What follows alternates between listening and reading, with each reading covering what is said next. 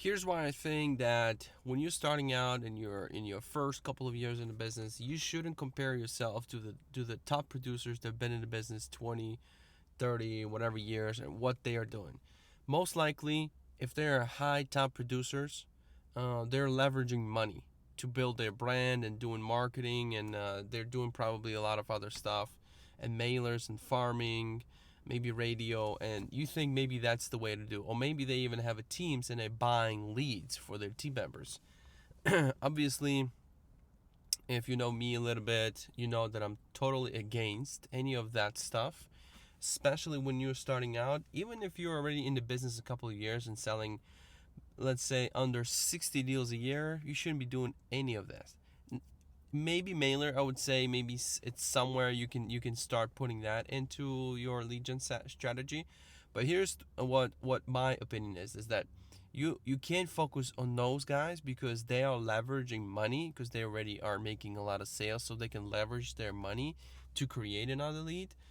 Right now, you need to leverage your time to create a lead. And then when you have money, you can slowly start testing what money can do for you in order to generate the lead, but still put in time.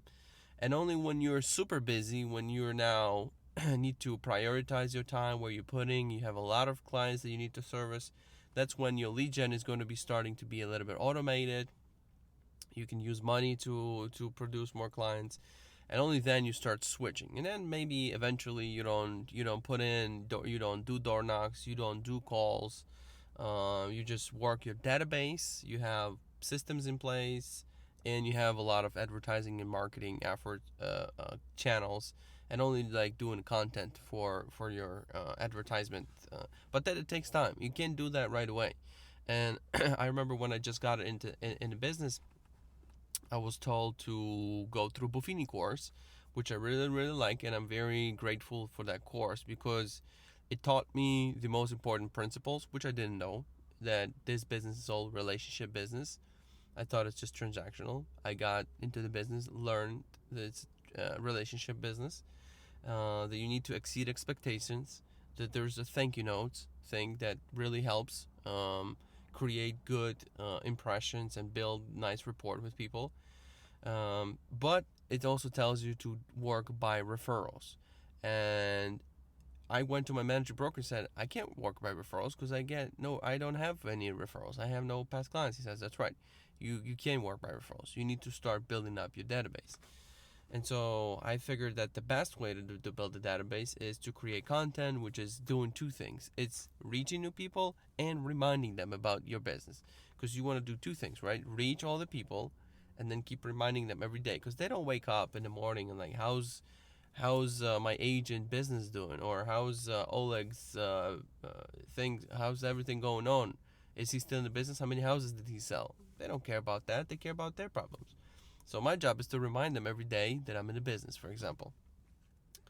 So you either make a call, either make a text, or you write a note and do all that. That is all great too. But I figure like if I make a video, spread it over the social media, it does two things. First, it reaches new people, and then it touches the people that already know me. I'm like, all I have to do is that. And a lot of times that's all you have to do to get to at least 2 to 3 sales a month, and then you have to start adding on other stuff.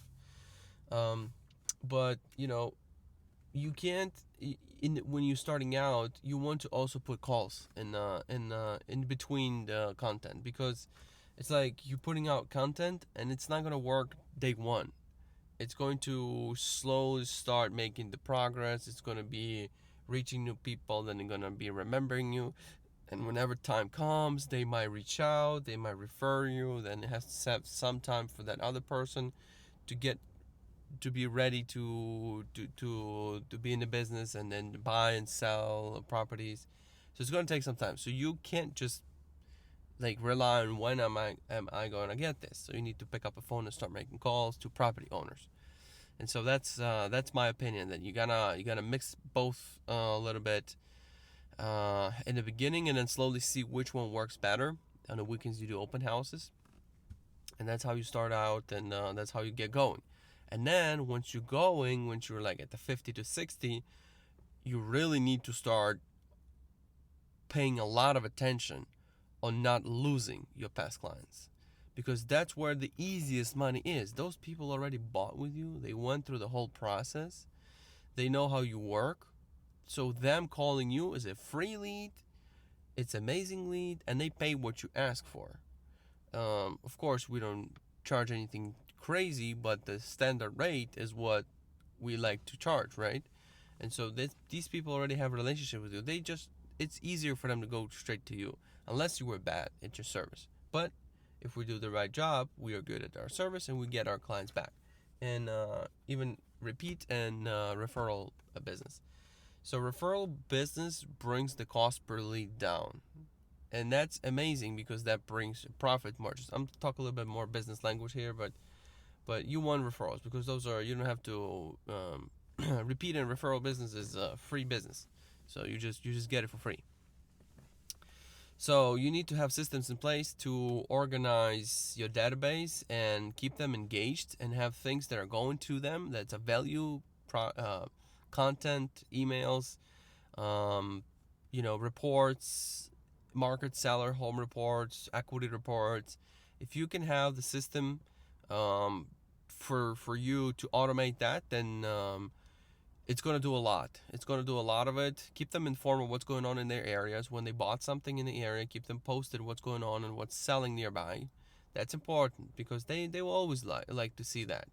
Um, Mail some stuff too, once a quarter, once a year, but just stay on top. Just stay on top of their mind because when the time comes, it's a sale and a buy most likely, and sometimes it's a sale and a couple buys, or they just want to invest.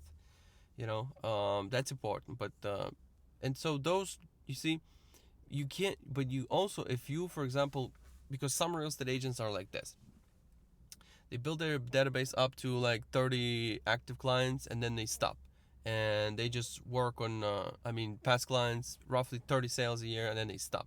They just keep working their database, and their number of sales per year won't grow because of it, because you need to increase your database if you want to increase your number of sales. So it's both. It's servicing the business, it's doing referral or repeat business, and growing the database. And then if you stop growing the database, your number of transactions per year will also stop. So it depends on what your goals are. That's what you need to be expecting. So hope that helps. If you have any suggestions, questions, always put the question below. Reach out to me. You know how to get to me. Hope to talk to you soon. Thanks so much. Bye bye.